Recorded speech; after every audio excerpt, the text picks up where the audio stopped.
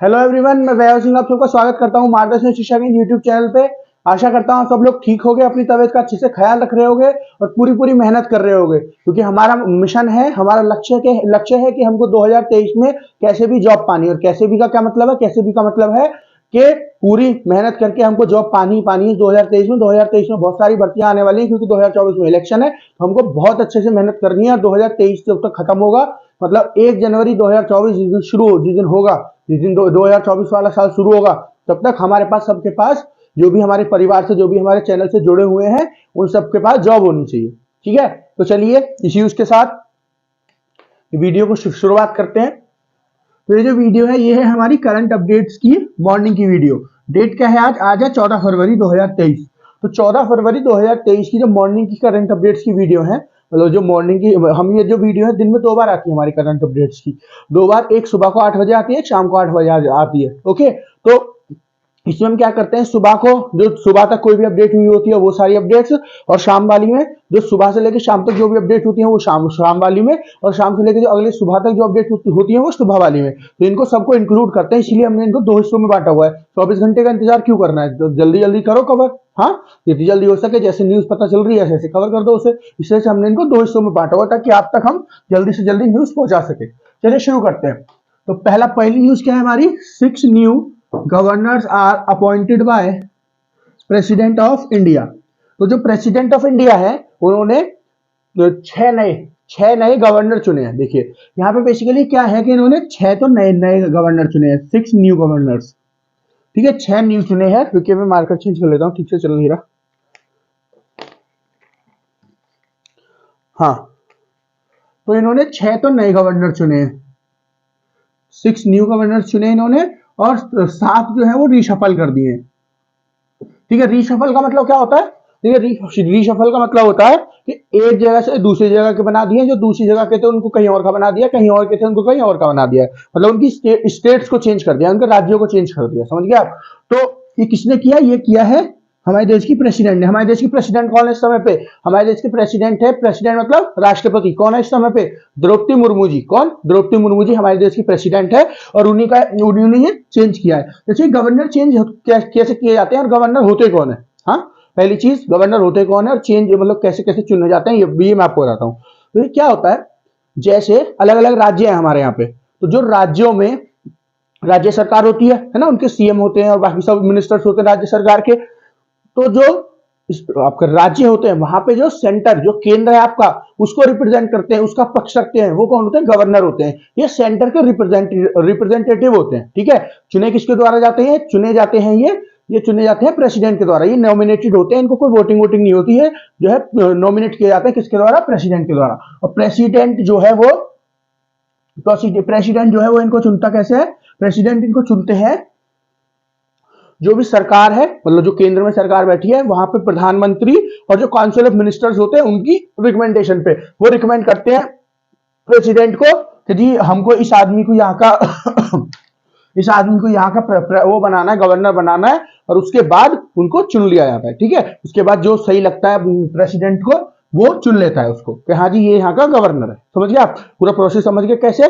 पहले जो आपकी council of state, council of ministers है, कहाँ पे? केंद्र सरकार के जो काउंसिल ऑफ मिनिस्टर है। काउंसिल ऑफ मिनिस्टर क्या होते हैं? ये पूरा कैबिनेट होता है ना, जो पूरा कैबिनेट होता है, इसमें जो मिनिस्टर चुने जाते हैं, अलग अलग मिनिस्टर चुने जाते हैं ना, अलग अलग मिनिस्ट्री के, ये सब पूरा कैबिनेट होता है। समझ गए आप? ये सारे को एक साथ बोल दो तो उसको कैबिनेट बोलते हैं, और उसी को काउंसिल ऑफ मिनिस्टर्स भी बोलते हैं। तो उस जो कैबिनेट में मिनिस्टर्स बैठे हैं वो, और प्रधानमंत्री, और हेड कौन करता है काउंसिल ऑफ मिनिस्टर को या फिर कैबिनेट को? प्रधानमंत्री हेड करते हैं। तो जो प्रधानमंत्री और जो कैबिनेट मिनिस्टर है, जो भी काउंसिल ऑफ मिनिस्टर पूरा जो ग्रुप है, ये सब मिलकर जो रिकमेंडेशन देता है किसको? प्रेसिडेंट को। उन्हीं में से प्रेसिडेंट चुन लेती है कि हाँ जी ये अब होंगे यहाँ के, मतलब जिस भी जगह के, जिस भी राज्य के क्या होंगे? वो गवर्नर होंगे। गवर्नर मतलब हिंदी में बोले तो राज्यपाल। समझ गए? चलिए अब देखते हैं पहले हम लोग कि जो 6 नए राज्यपाल चुने गए, कहाँ कहाँ कौन कौन चुने गए, उसके बाद ये जो रीशफल किए गए इनकी बात करेंगे। समझ गए आप? ठीक है। ये मैं आपको 2 दिन से बता रहा था, ये जो चुने जा रहे हैं, रिशफल किए जा रहे हैं। जैसे कल शाम की न्यूज में मैंने महाराष्ट्र वालों के बारे में बताया था कि महाराष्ट्र में चुने गए नए नहीं, मतलब क्या वहां पर रिशफल हुए हैं, वो पहले किसी और स्टेट्स के थे, वो चुने गए। कल मैंने एक रिटायर्ड जज के बारे में बताया था, जो सुप्रीम कोर्ट के रिटायर्ड जज है ना। तो अब अलग अलग बताने से अच्छा मैंने सोचा इन सबको एक ही साथ क्लब करके, एक ही साथ ज्वाइन करके और पूरी न्यूज को एक साथ आपको क्लियर कर देता हूँ, ताकि आपके एक जगह पे नोट्स बने रहे कि कौन कौन कहाँ कहाँ के चेंज किए गए। समझ गए आप? तो पहले देखते हैं, सबसे पहले देखते हैं किसको। पहले हम देखेंगे ये जो 6 नए बने हैं, ठीक है। सबसे पहले हम देखेंगे ये जो 6 नए बने हैं, उसके बाद देखेंगे हम लोग कि जो ये 7 रीशफल किए गए, जो एक जगह से दूसरी जगह बदले गए। समझ गए आप? तो चलिए अभी शुरू करते हैं, इसमें रुक जाइए। हाँ, पहले शुरू करते हैं जो ये 6 नए चुने गए। पहला कौन है जी? आपका पहला है पहले है आपके लक्ष्मण प्रसाद आचार्य, जो कहां के चुने गए? ये चुने गए सिक्किम के गवर्नर। कौन? लक्ष्मण प्रसाद आचार्य। ये कहां के चुने गए? ये चुने गए सिक्किम के। समझ गए आप? पहले है लक्ष्मण प्रकाश आचार्य, जो सिक्किम के चुने गए। ओके। दूसरे अब आपके, दूसरे कौन है? दूसरे है आपके सीपी राधाकृष्णन, जो चुने गए हैं आपके झारखंड के। कौन? सीपी राधाकृष्णन, ये चुने गए हैं आपके झारखंड के। सीपी राधाकृष्णन, झारखंड। फिर तीसरे बताऊं तो मैं आपको, तीसरे है शिव प्रताप सिंह, जो चुने गए हैं आपके हिमाचल प्रदेश के। शिव प्रताप सिंह, हिमाचल प्रदेश। ओके। फोर्थ है आपके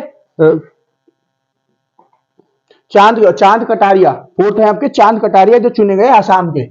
कौन? चांद कटारिया, आसाम के। फिर फिफ्थ बताता हूं आपको मैं। फिफ्थ है आपके रिटायर्ड जज अब्दुल नजीर, जो चुने गए हैं आपके आंध्र प्रदेश के।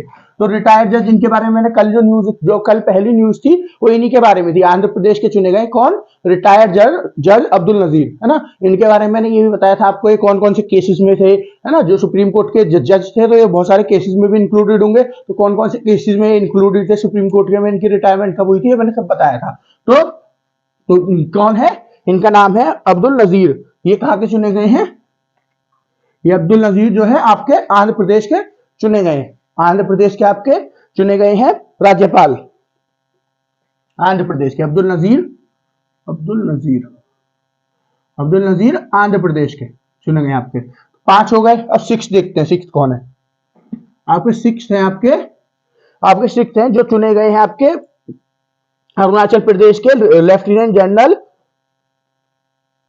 त्रिविक्रम। कौन? लेफ्टिनेंट जनरल त्रिविक्रम,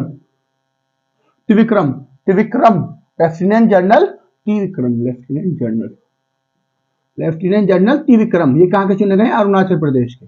ठीक है। तो ये जो 6 है नए चुने गए हैं। एक बार रिवाइज कर लेते हैं कौन कौन से। सबसे पहले नंबर पे लक्ष्मण प्रसाद आचार्य, जो चुने गए हैं आपके सिक्किम के। लक्ष्मण प्रसाद आचार्य, सिक्किम के। दूसरे नंबर पे कौन? दूसरे नंबर पे आपके सीपी राधाकृष्णन, जो चुने गए आपके झारखंड के। सीपी राधाकृष्णन। फिर तीसरे नंबर पे कौन है? तीसरे नंबर पे है श्री प्रताप सिंह, जो चुने गए आपके हिमाचल प्रदेश के। श्री प्रताप सिंह, हिमाचल प्रदेश के। फिर चौथे नंबर पे कौन है? चौथे नंबर पे है आपके चांद कटारिया, जो चुने गए हैं आपके आसाम के। चांद कटारिया, आसाम के। फिर 5वें नंबर पे कौन है? 5वें नंबर पे है आपके रिटायर्ड जज, सुप्रीम कोर्ट के रिटायर्ड जज हैं, जिनका नाम क्या है? अब्दुल नजीर, जो चुने गए हैं आपके आंध्र प्रदेश के। और फिर 6ठे नंबर पे 6th कौन है? 6th है आपके लेफ्टिनेंट जनरल त्रिविक्रम, जो चुने गए हैं आपके अरुणाचल प्रदेश के। तो ये 6 के 6 हैं जो नए चुने गए, है ना। जो पहले कहीं के राज्यपाल नहीं थे, अब इनको पहली बार चुना गया है। अब हम बात करते हैं जो ये 7 रीशफल हुए हैं, मतलब एक जगह से दूसरी जगह चेंज किए गए। तो पहले देखते हैं, पहले कौन है? पहले है आपके जो रीशफल हुए हैं विश्वाविसन। कौन? विश्वाविसन। ये पहले कहां के थे? विश्वाविसन जो है पहले पहले गवर्नर थे आंध्र प्रदेश के, अभी ये छत्तीसगढ़ के हो गए। विश्वाविसन पहले आंध्र प्रदेश के थे, लेकिन अभी ये छत्तीसगढ़ के हो गए। कौन? विश्वाविसन। सेकंड देखते हैं, सेकंड कौन है? सेकंड है आपके सुश्री अनुसुईया। सुश्री किसके सामने लगाते हैं? जिन लोगों जिनकी शादी नहीं हुई होती, जिन महिलाओं को, उनके आगे सुश्री लगाते हैं। जैसे मायावती जी के आगे लगाते हैं, जो यूपी के लोग होंगे जानते होंगे, सुश्री मायावती जी लगाते हैं। उसी तरह सुश्री अनुप्रिया। तो अनुप्रिया जी जो है, ये सुश्री अनुप्रिया जी, ये जो पहले थी गवर्नर छत्तीसगढ़ की, अब ये हो गई है मणिपुर की। सुश्री अनुप्रिया जी पहले कहां की थी? छत्तीसगढ़ की। पहले थी छत्तीसगढ़ की, अब ये कहां की हो गई है? मणिपुर की। 2 हो गए। 3 कौन है? तीसरे नंबर पे कौन है? तीसरे नंबर पे है आपके मणिपुर के जो गवर्नर थे ला गणेश। कौन? ला गणेश, LA ला गणेश। ये पहले मणिपुर के थे, अब हो गए नागालैंड के। ला गणेश ये पहले कहाँ के थे? मणिपुर के थे, अब हो गए नागालैंड के।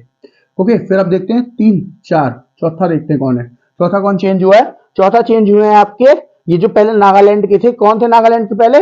बिहार पगू चौहान। बिहार पगू चौहान जो अब मेघालय के बन गए। जो पहले नागालैंड के थे बिहार पगू चौहान, ये पहले कहाँ के थे? नागालैंड के थे। अब कहाँ के हो गए? ये पहले थे हमारे नागालैंड के, अब ये हो गए हमारे मेघालय के। ओके, नेक्स्ट देखते हैं फिफ्थ क्या है। फिफ्थ कौन है? फिफ्थ है आपके ये है आपके राजेंद्र विश्वनाथ। राजेंद्र विश्वनाथ है ये, जो पहले कहाँ के थे? जो पहले हिमाचल प्रदेश के थे, अब ये बिहार के हो गए। कौन? राजेंद्र विश्वनाथ। राजेंद्र विश्वनाथ ये पहले हिमाचल प्रदेश के थे, अब ये कहाँ के हो गए? पहले हिमाचल प्रदेश के थे, अब ये हो गए हैं आपके बिहार के।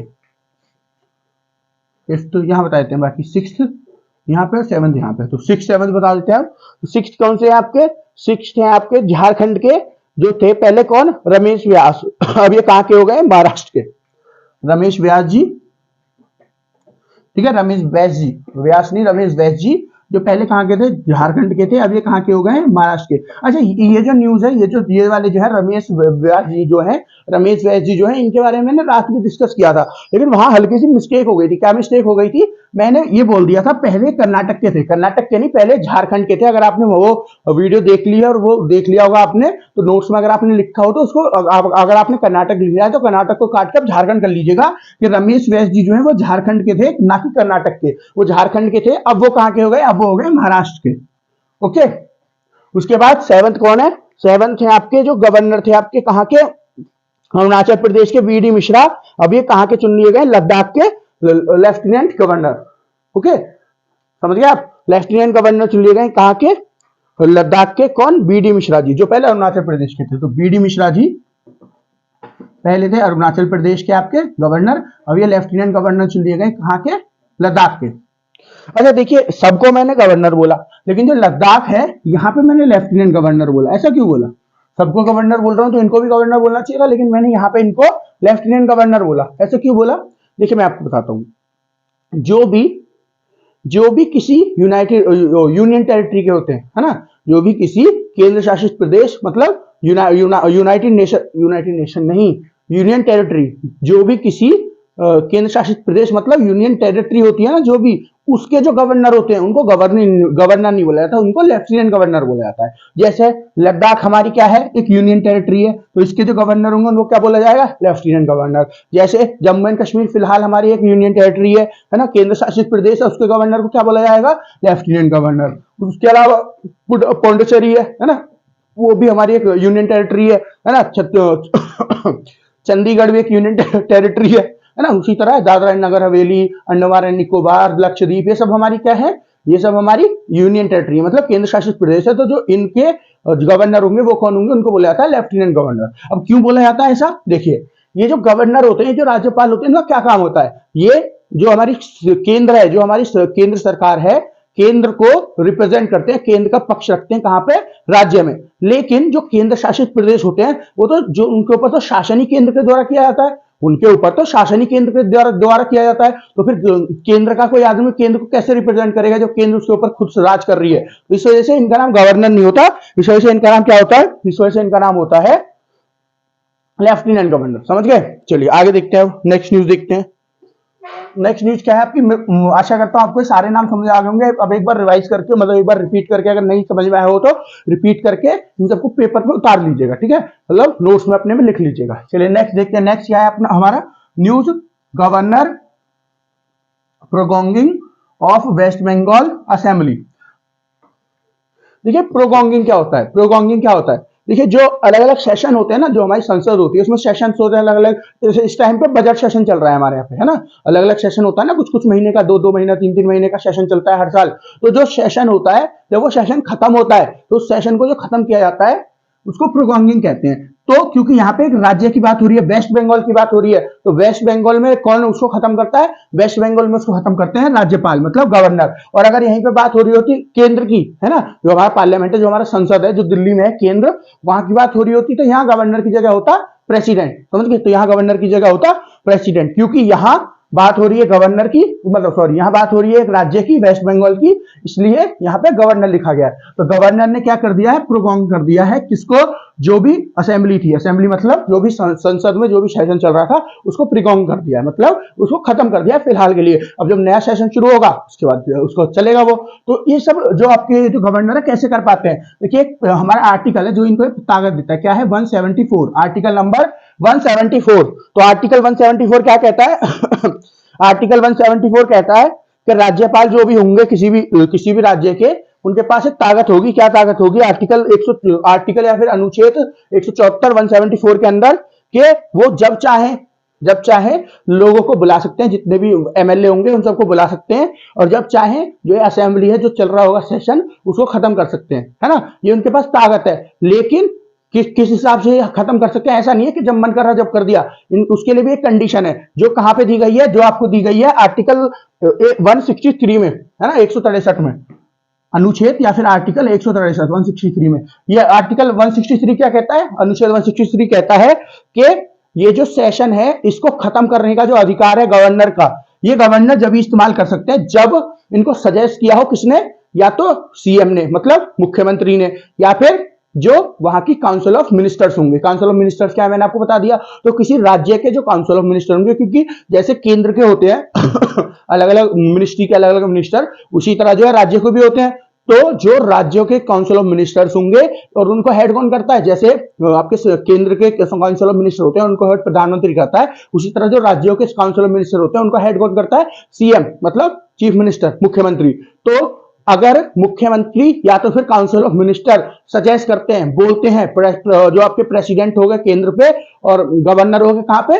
राज्य में। तो अगर किसी राज्य के काउंसिल ऑफ मिनिस्टर या फिर सीएम मतलब मुख्यमंत्री सजेस्ट करते हैं गवर्नर को कि आप जो है खत्म कर दो इस सेशन को, उसी के बाद ये जो आर्टिकल 174 में ताकत दी गई है किसको? गवर्नर को। गवर्नर उसका इस्तेमाल कर सकता है। समझ गए ना आप? ऐसा क्यों?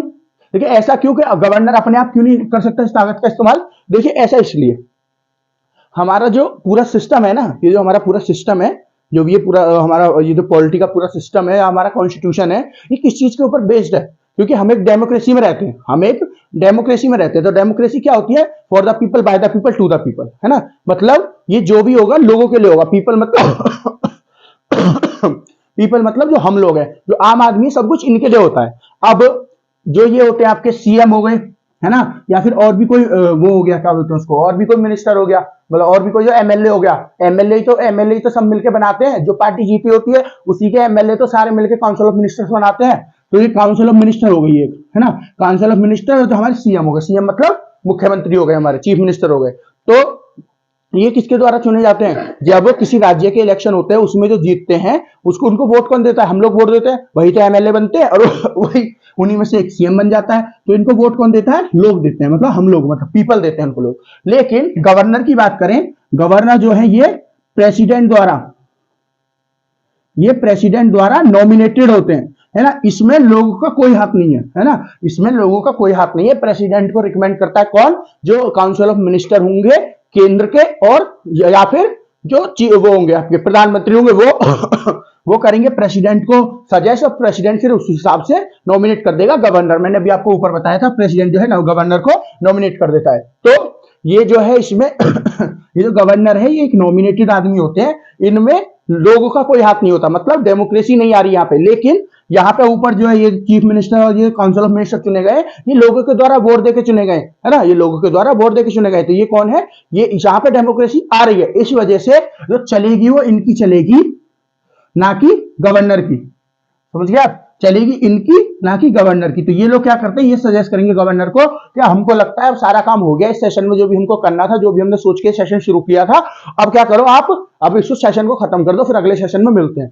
तो फिर उसके बाद क्या किया जाएगा? गवर्नर के द्वारा ये जो सेशन है इसको एडजेंट कर दिया जाएगा, मतलब खत्म कर दिया जाएगा फिलहाल के लिए। एडजेंट का मतलब क्या होता है? देखिए एडजेंट का मतलब होता है फिलहाल के लिए बंद कर दिया जाएगा, पर पूरी तरह से खत्म नहीं हुआ है। जो आप हमारा हाउस है, मतलब ये जो असेंबली होगी, जो संसद है, ये खत्म नहीं हुआ है, बस इसका सेशन खत्म हुआ है ना। क्योंकि देखिए ये जो हाउस होता है हमारा, मतलब ये जो आपका संसद होता है, कब खत्म होता है, जैसे विधानसभा ये कब कब कब कब खत्म होती है, 5 साल बाद खत्म होती है। लेकिन जो इसमें असेंबली, जो इसमें सेशन होते हैं, वो थोड़े थोड़े टाइम के लिए होते रहते हैं, ठीक है। फिर मतलब 2 महीने के लिए हुआ, फिर गैप हो गया, फिर 2 महीने के लिए हुआ, फिर गैप हुआ, ऐसे होते रहते हैं, है ना। कई बार इमरजेंसी सेशन बुला लिए जाते हैं, कुछ ऐसी बात हो जाती है इमरजेंसी की, तो है ना। वरना जो है आपका जो भी, जैसे लोकसभा हो गया, है ना, लोकसभा हो गया, इसका एक फिक्स पीरियड होता है। क्या पीरियड होता है लोकसभा का? फिक्स पीरियड 5 साल, है ना। प्रधानमंत्री जो होते हैं वो लोकसभा में बैठते हैं, तो और जो एमपी होते हैं वो लोकसभा में ज्यादातर बैठते हैं, मतलब राज्यसभा में भी एमपी बैठते हैं, लेकिन जो लोगों के द्वारा चुने गए होते हैं वो कहाँ बैठते हैं? लोकसभा में बैठते हैं। जो लोगों के द्वारा राज्यों पे चुने गए होते हैं वो, या फिर सीएम हमारे, मतलब मुख्यमंत्री कहाँ बैठते हैं? विधानसभा में बैठते हैं। तो इन सबका पीरियड क्या होता है? इन सबका होता है 5 साल के लिए, समझ गए। राज्यसभा की बात करें, राज्यसभा हमारा परमानेंट हाउस है, कभी भी डिसॉल्व, मतलब कभी भी इसको खत्म ही नहीं किया जा सकता। लोकसभा को और विधानसभा को हर 5 साल बाद खत्म कर दिया जाता है, समझ गए आप। वो भी किसकी? उस पे रिकमेंडेशन पे, जो चीफ मिनिस्टर होंगे, मतलब मुख्यमंत्री, या फिर काउंसिल ऑफ मिनिस्टर की, राज्यों में, और केंद्र में काउंसिल ऑफ मिनिस्टर और प्रधानमंत्री की सजेशन पे। केंद्र में प्रेसिडेंट करते हैं, और उसमें केंद्र में प्रेसिडेंट करते हैं, और राज्यों में गवर्नर करते हैं, समझ गए आप। चलिए आगे चलते हैं। मैं आशा करता हूं मैंने आपको सारा कुछ समझा दिया होगा, क्योंकि देखिए इसमें एक केस भी है। इसमें केस के बारे में डिस्कस कर लेते हैं। इसमें एक केस भी हुआ था इस चक्कर में। कब हुआ था ये केस? ये केस हुआ था आपका 2016 में। 2016 में एक केस हुआ था, कहां पे? अरुणाचल प्रदेश में। अरुणाचल प्रदेश में क्या था? गवर्नर की और सीएम की आपस में झड़प चल रही थी। तो गवर्नर ने क्या किया? सेशन जो है उसको खत्म कर दिया, बीच में ही खत्म कर दिया। ना तो सीएम ने बोला और ना ही काउंसिल ऑफ मिनिस्टर्स ने बोला। तो जो ये केस था ये पहुंचा फिर सुप्रीम कोर्ट के पास, है ना। जो पूरी पार्टी थी उसने सुप्रीम कोर्ट में क्या कर दिया? अर्जी डाल दी, है ना, पीआईए डाल दी कि देखो जी ऐसे ऐसे कर दिया इन्होंने, केस डाल दिया। उसके बाद क्या हुआ? जब इसका फैसला आया तो फैसले में सुप्रीम कोर्ट ने क्या बोला कि जो वो होते हैं ना गवर्नर, उनके पास कोई अधिकार नहीं है, उनके पास खाली खत्म करने का अधिकार है। वो भी तब जब या तो सीएम, मतलब मुख्यमंत्री, या फिर काउंसिल ऑफ मिनिस्टर सजेस्ट करें। वो अपने आप कुछ नहीं कर सकता, क्योंकि गवर्नर एक नॉमिनेटेड आदमी होता है, वो कोई लोगों के द्वारा चुना हुआ नहीं होता। लोगों के द्वारा चुना हुआ कौन होता है? राज्यों में जो आपके चीफ मिनिस्टर होते हैं, जो काउंसिल ऑफ मिनिस्टर होते हैं, जो भी एमएलए होते हैं, समझ गए आप। तो ये किसी ने बोला था? सुप्रीम कोर्ट ने 2016 में अरुणाचल प्रदेश में ये केस हुआ था। चलिए आगे चलते हैं, नेक्स्ट न्यूज देखते हैं। नेक्स्ट न्यूज क्या है? Global investor summit, UP receive ₹33.5 lakh crore of investment. तो ये ग्लोबल इन्वेस्टर समिट चल रही है। ग्लोबल इन्वेस्टर समिट क्या होती है बताता हूं पहले मैं आपको, फिर ये बताऊंगा कि यूपी को कितना इन्वेस्टमेंट मिल गई है। 33.5 लाख करोड़ रुपए की, बहुत ह्यूज अमाउंट की इन्वेस्टमेंट मिली है यूपी को। हाँ, बहुत सारी ह्यूज अमाउंट की इन्वेस्टमेंट मिली है। क्यों? मतलब इस इन्वेस्टमेंट से क्या होगा ये भी मैं आपको बताऊंगा। चलिए पहले देखते हैं ग्लोबल इन्वेस्टर समिट क्या होती है। ग्लोबल इन्वेस्टर समिट क्या होती है? देखिए हमको जब किसके, मतलब जैसे यहाँ पे तो हो रही है बात, एक राज्य की बात हो रही है यूपी की, और यही बात केंद्र में भी हो सकती है, ठीक है, हमारे देश की बात हो सकती है। जब हम किसी प्रोजेक्ट पे काम करते हैं, चाहे वो प्रोजेक्ट जो है इंफ्रास्ट्रक्चर प्रोजेक्ट हो, चाहे हमारा मिलिट्री से रिलेटेड प्रोजेक्ट हो, चाहे स्पेस से रिलेटेड कोई प्रोजेक्ट हो, चाहे आपका इंफ्रास्ट्रक्चर से रिलेटेड हो, हेल्थ सेक्टर से हो, एजुकेशन सेक्टर से रिलेटेड हो, तो किसी भी सेक्टर में काम करने के लिए पैसे की जरूरत पड़ती है ना, पैसे की जरूरत पड़ती है। तो बहुत बार क्या होता है, मतलब 90% टाइम क्या होता है कि हम लोग बाहर से इन्वेस्टमेंट उठाते हैं। अब इन्वेस्टमेंट की तरह कैसे होता है?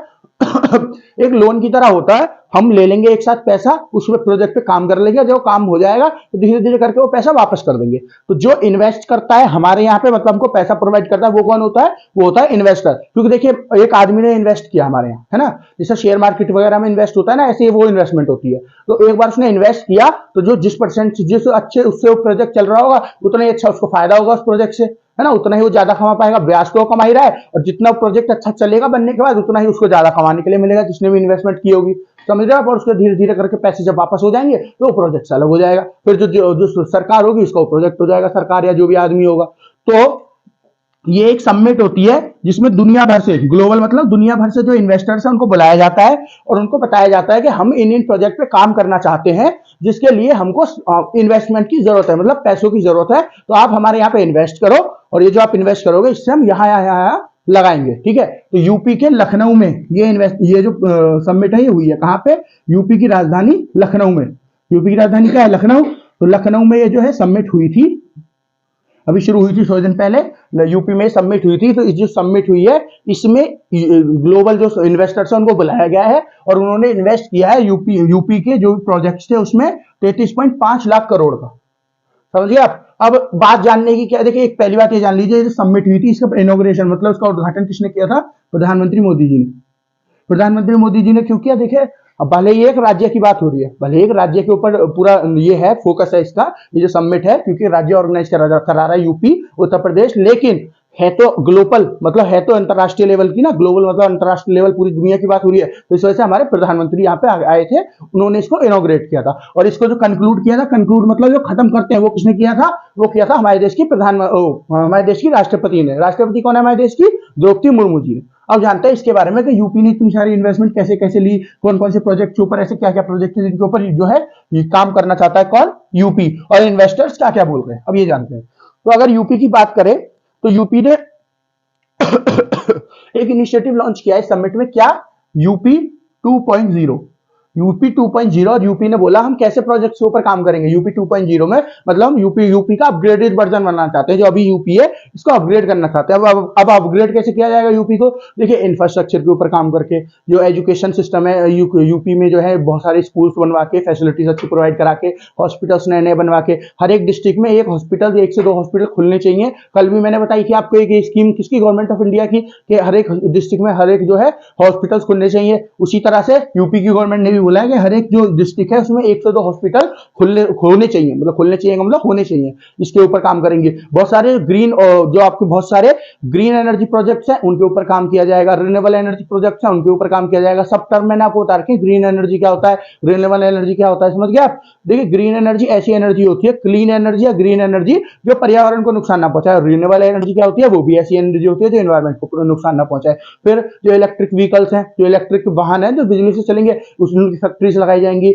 और भी बहुत सारी चीजें, जो मेडिकल सेक्टर है हमारा, मतलब फार्मास्यूटिकल सेक्टर है, उसके ऊपर काम किया जाएगा। ये सब जो प्रोजेक्ट है किसने बताए हैं? ये सब जो प्रोजेक्ट है बताए हैं किसने? यूपी ने, जिनके ऊपर काम किया जाएगा, जिसके लिए इन्वेस्टमेंट चाहिए यूपी को, यूपी 2.0 बनाने के लिए। यहीं पे यूके के जो इन्वेस्टर्स हैं उन्होंने क्या बोला है कि देखिए हम इन्वेस्ट करेंगे, लेकिन इन्होंने बहुत स्पेसिफिक प्रोजेक्ट बताए कि जिनके अंदर हम इन्वेस्टमेंट करेंगे। क्या क्या बताएं? जैसे इन्होंने बताया डिफेंस सेक्टर के अंदर हम कर देंगे, मतलब डिफेंस जो फैक्ट्री होगी, जो हमारे डिफेंस सेक्टर है, डिफेंस में कौन कौन आता है हमारे में? आर्मी, नेवी, एयरफोर्स, है ना। तो इनके जो उपकरण बनते हैं, जो भी मतलब रॉकेट हो गया, जहाज हो गया, कोई टैंक हो गया, कुछ भी हो गया, मिसाइल हो गई कोई, ये सब जो बनेंगे, या एयरक्राफ्ट हो गया, इन सबको बनाने के लिए जो फैक्ट्री होगी, जब यूपी में बनाई जाएगी, तो उसके लिए हम इन्वेस्टमेंट देंगे, समझिए। तो ये होगा डिफेंस सेक्टर में इन्वेस्टमेंट देने का मतलब। जो उनके लिए फैक्ट्री बनाई जाएगी, उनके लिए जो भी इंफ्रास्ट्रक्चर बन रहा है, उसके लिए जो पैसे चाहिए होंगे वो ये प्रोवाइड करेंगे। फिर इन्होंने क्या बोला? फिर बोला इन्होंने मेडिकल सेक्टर में ये लोग इन्वेस्ट करेंगे। ये यूके वालों की बात कर रहा हूं, मेडिकल सेक्टर में ये लोग इन्वेस्ट करेंगे। फिर इन्होंने क्या बोला? फिर इन्होंने बोला एरोस्पेस की मतलब क्या है? एरोस्पेस का मतलब है जो अंतरिक्ष वाला होता है, उस वाले सेक्टर में वो करेंगे, ठीक है। तो जो अंतरिक्ष से रिलेटेड जो भी भारत में डेवलपमेंट हुआ करेगी, उससे रिलेटेड जो भी यूपी में कुछ भी सेंटर उसका बनेगा, उसके ऊपर ये इन्वेस्टमेंट करेंगे, जो भी यूपी उसमें काम करेगा, समझ गए। तो ये कुछ प्रोजेक्ट है जो यूपी ने बोले हैं और जिनके ऊपर यूपी को इन्वेस्टमेंट मिली है इतनी सारी। चलिए आगे देखते हैं, आज की लास्ट न्यूज देखते हैं। लास्ट न्यूज क्या है? Fourth, US shoots 4 unidentified objects in last 1 week। तो यूएसए मतलब जो हमारा अमेरिका है, इसने पिछले एक हफ्ते में 4 अनआइडेंटिफाइड ऑब्जेक्ट जो हैं उनको क्या कर दिया है? शूट डाउन कर दिया है। अब अनआइडेंटिफाइड ऑब्जेक्ट क्या होते हैं?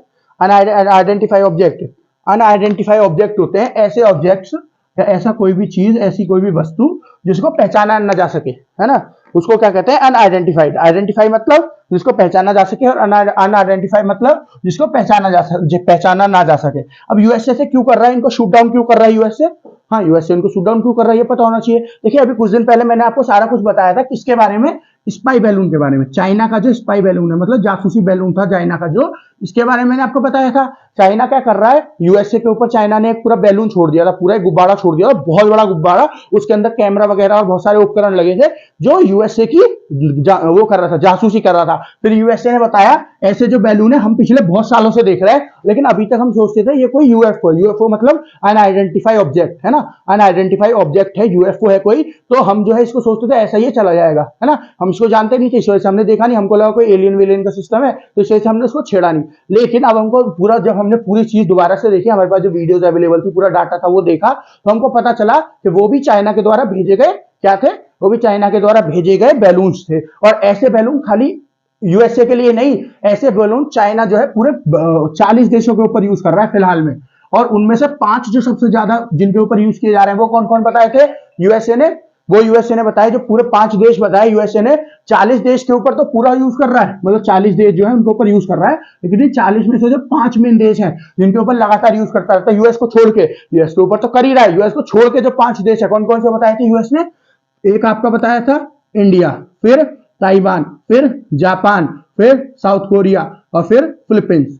ये जो 5 देश है, साउथ कोरिया नहीं, सॉरी, वियतनाम, साउथ कोरिया नहीं, वियतनाम और फिलीपींस, ये जो 5 देश है कौन कौन से, इंडिया, जापान, फिलीपींस, ताइवान और वियतनाम। ये जो पूरा इंडो पैसिफिक का एरिया है, ये सारे देश एक इसी एरिया के अंदर आते हैं, पैसिफिक और इंडियन ओशन जो है, पैसिफिक और इंडियन ओशन जो है इसी के आसपास आते हैं सारे, है ना, पैसिफिक और इंडियन ओशन के आसपास ही तो आते हैं सारे। अगर मैं हल्का सा छोटा सा मैप आपको बना के दिखा दूं, जैसे ये इंडिया है हमारा, ये हो गया इंडिया, और ये हो गया आपका जापान, है ना। तो ये जो यहाँ पे ओशियन है, ये जो यहाँ पे ओशियन है, ये आपका चाइना हो गया, यहाँ पे ये इंडिया हो गया, है ना, वियतनाम यहाँ पे कहीं पे पड़ेगा, ताइवान जो है चाइना के बिल्कुल यहाँ साइड में पड़ता है, ये ताइवान हो गया, और फिलीपींस ये आपका फिलीपींस हो गया। तो ये 5 देश आप समझ गए होंगे, इंडिया, रुकिए मार्क को चेंज कर लेते हैं, इंडिया, वियतनाम, जापान, ताइवान और ये हो गया आपका फिलीपींस, ये हो गए 5 देश, और ये हो गया चाइना। और यूएसए का है, यहाँ पे यूएसए हो गया, ये जो ये आप यहाँ पे यूएसए हो जाएगा, समझ गए आप, यहाँ पे हो गया आपका ये यूएस हो गया आपका, ये जो है ये यूएस हो गया, और ये अलास्का हिस्सा ये भी यूएस का हो गया, तो ये जो है आपका यूएस हो गया, ये यूएसए हो गया आपका। तो ये जो आसपास सारे देश है, इसी ये जो है आपका इंडियन ओशन हो गया, ये आपका पैसिफिक ओशन हो गया। तो जो इंडो पैसिफिक वाला एरिया है, इंडो पैसिफिक वाला एरिया है, यहीं पे चाइना ज्यादातर इसको यूज कर रहा है। क्यों? क्योंकि देखिए चाइना भी तो इस एरिया में आता है ना, चाइना भी तो इस एरिया का हिस्सा है, तो इस वजह से चाइना अपने जो आसपास के देश है जिनसे उसको लगता है खतरा, जो उसको कंपटीशन दे सकते हैं, जैसे कि इंडिया बहुत तगड़ा कंपटीशन दे रहा है किसको, चाइना को, तो इंडिया के ऊपर। वियतनाम हमेशा से बहुत तगड़ा कंपटीशन देता है चाइना को, तो वियतनाम। फिर फिलीपींस, क्यों फिलीपींस, इसलिए क्योंकि फिलीपींस ने अभी अभी यूएस के साथ एक डील साइन करी थी, मिलिट्री डील, मैंने आपको बताया था, पूरी डील के बारे में बताया था। उसके बाद जापान क्यों, क्योंकि जापान भी यहाँ पे बहुत तगड़ा कंपटीशन देता है चाइना को। और ताइवान क्यों, क्योंकि ताइवान के साथ तो चाइना की वैसे भी बहुत पुरानी दिक्कत चल रही है ना, तो इसको बहुत सारे दोस्त यूएस वगैरह इसको सपोर्ट करते हैं ताइवान को, क्योंकि चाइना क्या कहता है, ताइवान जो है हमारा हिस्सा है, तो इसको हम कैसे भी करके अपने यहाँ जोड़ लेंगे, अपने मतलब अपने देश के अंदर जोड़ लेंगे। ताइवान कहता है हम एक अलग देश है, ठीक है। तो यूएस जो है ताइवान को सपोर्ट करता है, जापान करता है, इंडिया भी करता है, इनडायरेक्टली करता है लेकिन करता है, ठीक है। तो ये सब देश जो है किसको सपोर्ट करते हैं, ताइवान को। तो ताइवान भी एक तरह का खतरा है चाइना के लिए, इसलिए तो ये जो 5 देश है इनके ऊपर तो बहुत प्रोमिनेंटली, बहुत अच्छे से रेगुलरली यूज करता है कौन, ये जो है आपका चाइना, जो है आपका बहुत रेगुलरली यूज करता है, वैसे 40 देशों के ऊपर यूज कर रहा है। तो यूएसए ने जब से वो जो बैलून था अभी हफ्ते भर पहले, जो बैलून यूएसए के ऊपर उड़ रहा था, उसको शूट डाउन किया था, मतलब उसको मिसाइल मार के नीचे गिरा दिया था। तो अब जो है जो भी ऐसा ऑब्जेक्ट कोई यूएसए के ऊपर दिख रहा है ना, जो भी यूएसए के एयर स्पेस में दिख रहा है, जो हवा में उड़ता हुआ यूएसए को दिख रहा है, और यूएसए को लग रहा है कि ये स्पाइंग के लिए छोड़ा जा सकता है, वो सारे ऑब्जेक्ट्स को यूएस क्या कर रहा है, अपनी मिसाइल से गिरा दे रहा है। तो उसी में यूएसए ने 4 ऑब्जेक्ट जो है पिछले 1 हफ्ते में गिरा दिए हैं। जो आपका चाइना का वो था, बैलून था, जो चाइना का गुब्बारा था बहुत बड़ा, उसके बाद 4 ऑब्जेक्ट जो है ये इसने यूएसए ने गिरा दिए। तो उन्हीं 4 ऑब्जेक्ट की यहाँ पे बात हो रही है, समझ गया आप। और इसमें एक चीज की और बात हो रही है, यूएस एक उसका इस्तेमाल कर रहा है, जो रॉकेट का इस्तेमाल कर रहा है यूएस, उस रॉकेट नहीं सॉरी, जो एयरक्राफ्ट का इस्तेमाल कर रहा है, क्योंकि कोई हवा में ऑब्जेक्ट उड़ रहा है, उसमें मिसाइल मारने के लिए पहले आपको उसके पास तक पहुंचना पड़ेगा, और उसके पास तक कैसे पहुंचोगे, जिसमें मिसाइल लगी हो, ऐसा कोई उपकरण चाहिए, और ऐसा उपकरण क्या है, जो आपके फाइटर जेट होते हैं वो। तो फाइटर जेट, कौन सा fighter jet, F-35, F-35 fighter jet का इस्तेमाल किया जा रहा है यूएसए के द्वारा। ये यूएसए का सबसे एडवांस F-35 जो है यूएसए का सबसे एडवांस फाइटर जेट है। F-35 नहीं, सॉरी, F-35 तो अलग है। F-22 फाइटर जेट का इस्तेमाल कौन कर रहा है? यूएसए कर रहा है। F-22 के जो जेट्स हैं उनका इस्तेमाल यूएसए कर रहा है F-22 जेट्स का। अब F-22 जेट्स का ही क्यों इस्तेमाल कर रहा है? देखिए, यूएसए के F-22 जो है सबसे एडवांस एयरक्राफ्ट हैं, है ना। और ये जो एयरक्राफ्ट है F-22 अभी तक यूएसए ने किसी को बेचे नहीं है, चाहे कितना ही अच्छे से अच्छा देश हो, चाहे कितना ही उसके रिलेशन अच्छे हो यूएस के साथ, लेकिन यूएसए ने अभी तक किसी को ये दिया नहीं है। ये कौन सा जो एयरक्राफ्ट है F-22, फाइटर जेट F-22 है। तो इस वजह से इसकी कोई कमजोरी होगी या इसकी जो ताकत होगी वो किसी को नहीं पता यूएसए के अलावा। इस वजह से यूएसए इस्तेमाल कर रहा है ताकि बड़े आराम से जाके उस ऑब्जेक्ट को मार सके और जो है उसको अपने ऊपर से हटा सके। इस वजह से F-22 का इस्तेमाल किया जा रहा है यूएसए के द्वारा। चलिए, तो एक बार आप पूरा बोर्ड देख लीजिए। आज के लिए इतना ही। आशा करता हूं आपको सारा कुछ समझ में आया होगा। तो दोस्तों, आशा करता हूं आपको सारा कुछ समझ में आया होगा। मैंने पूरी कोशिश करी है कि एक एक पॉइंट आपको अच्छे से समझाऊं। फिर भी अगर आपकी कुछ समझ में नहीं आया तो आप कमेंट सेक्शन में कमेंट करके पूछ सकते हैं कि हमारी ये समझ में नहीं आया। तो आज शाम की वीडियो, जो शाम की 8 बजे की करंट अपडेट्स की वीडियो होगी, या फिर कल सुबह की, जो सुबह की 8 बजे की वीडियो होगी करंट अपडेट्स की, आपकी जो समझ में नहीं आया मैं आपको सारा कुछ समझा दूंगा। तो आप बिना झिझक के, बिना किसी परेशानी के पूछिए। मेरा काम बताने का है, यहाँ मैं इसीलिए खड़ा हूँ। तो आपको जरूर बताऊंगा जो भी आपकी समझ में नहीं आ रहा है। ठीक है, आपको पूछना पड़ेगा, क्योंकि अगर आप मेरे सामने होते तो मैं आपसे नॉर्मली पूछ लेता समझ में आया कि नहीं आया, मुझे पता चल जाता चेहरा देख के किसी का भी इसकी समझ में आया नहीं आया। लेकिन अभी आप मेरे सामने नहीं हो, अभी हम एक वन वे इंस्ट्रक्शन में है। मतलब मैं अभी वीडियो रिकॉर्ड कर रहा हूँ, फिर आपके वहां पे भेज दो, मतलब अपलोड कर दूंगा यूट्यूब पे। उसके बाद क्या होगा, उसके बाद आप देखोगे तो ये वन वे इंट्रैक्शन है ना, टू वे इंट्रैक्शन नहीं है। लेकिन जब अभी थोड़े दिन में जब हम लाइव आना शुरू हो जाएंगे, जैसे नेट की परेशानी खत्म हो जाएगी, हम लाइव आना शुरू हो जाएंगे, फिर उसके बाद हमारा इंट्रैक्शन जो है टू वे हो जाएगा। उसके बाद सीधे सीधे आप कमेंट सेक्शन में तुरंत की तुरंत कमेंट करके बोल देंगे कि ये हमारी समझ में नहीं आया, तो मैं आपको जो लाइव चैट होती है उसमें सीधे बोल देंगे, तो मैं आपको समझा दूंगा कि हाँ जी ये चीज थी जो आपकी समझ में नहीं आई, तो मैं समझा देता हूँ। लेकिन अभी आपको कमेंट सेक्शन में, वीडियो देखने के बाद कमेंट सेक्शन में आपको कमेंट करके मुझे बताना होगा कि ये सर हमारी समझ में नहीं आया, और जो भी नेक्स्ट वीडियो हुआ करेगी उसमें मैं आपको समझा दूंगा कि हाँ जी ये था जो आपकी समझ में नहीं आया, ये ऐसे ऐसे था। तो आज के लिए इतना ही। आशा करता हूँ सारा कुछ समझ आया हो, समझ में आया हो। बाकी नहीं समझ आया तो क्या करना है वो मैंने आपको ऑलरेडी बता दिया है। और हमारा जो चैनल है मार्गदर्शन शिक्षा केंद्र, जिसको सब्सक्राइब करें, लाइक करें, शेयर करें, हमारी वीडियोस को ज्यादा से ज्यादा शेयर करें और हमको सपोर्ट करें। तो आज के लिए इतना ही। मिलते हैं आपसे आज शाम की करंट अपडेट्स की वीडियो में। तब तक के लिए धन्यवाद।